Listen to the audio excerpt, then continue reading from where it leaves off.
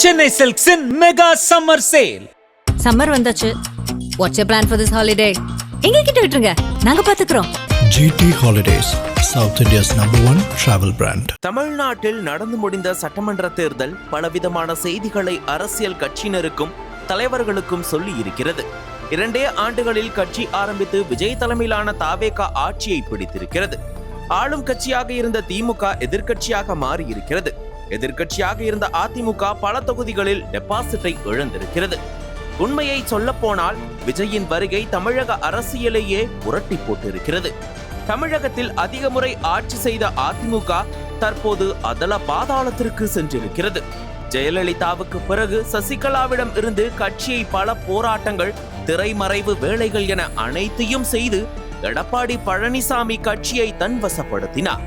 தனக்கு போட்டியாக இருந்த ஓ பன்னீர்செல்வத்தை கட்சியில் இருந்து முழுவதுமாக ஒதுக்கியதோடு கட்சிக்குள் இருந்து கொண்டு குடைச்சல் கொடுத்த செங்கோட்டையனை நீக்கியது என தன்னை மீறி அடுத்த கட்டத்தில் இருக்கும் தலைவர்களின் கை ஓங்காத அளவிற்கு கவனமாக எடப்பாடி பழனிசாமி பார்த்து கொண்டார்.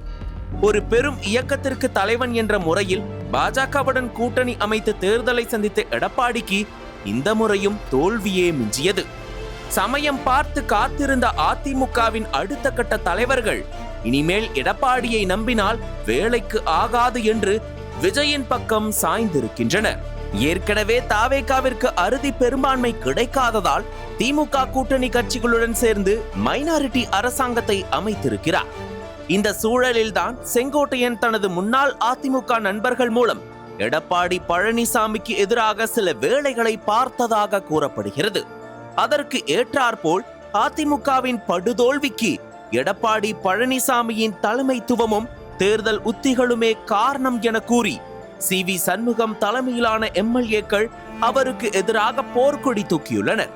அதனைத் தொடர்ந்து CV சண்முகம் தலைமையிலான அணி நாங்கள் தாவேகாவை தவிர வேறு யாருக்கும் ஆதரவு கிடையாது என்று கூறினர்.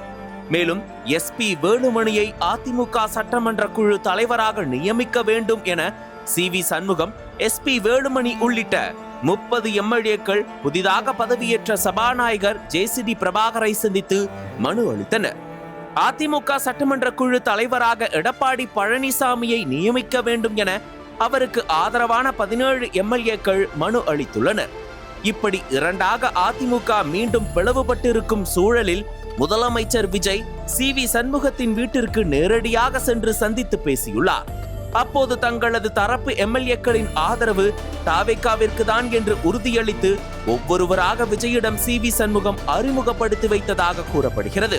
13ஆம் தேதி சட்டசபையில் விஜய் பெரும்பான்மையை நிரூபிக்க வேண்டிய நிலையில் இந்த சந்திப்பின் மூலம் 30 அதிமுக MLAக்களின் ஆதரவு தாவேகாவிற்கு கிடைத்திருக்கிறது.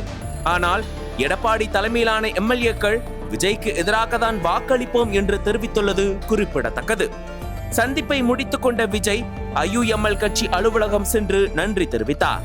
மேலும் உங்களுடன் என்றும் இந்த விஜய் நிற்பேன் என்று உறுதியளித்திருக்கிறார்.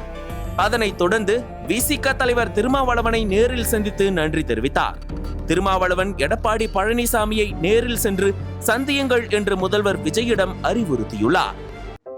நக்கீரன் டிவிக்கு சப்ஸ்கிரைப் செய்யுங்கள். உங்கள் ஆதரவே எங்கள் பலம். ஆசிரியர்களுக்கு நண்பனாகவும் மாணவர்களுக்கு ஆசானாகவும் திகழும் தேர்வு வழிகாட்டி. ஒவ்வொரு பாடத்திற்கும் அனுபவமிக்க ஆசிரியர்களின் துல்லியமான தெளிவான விடைகள்.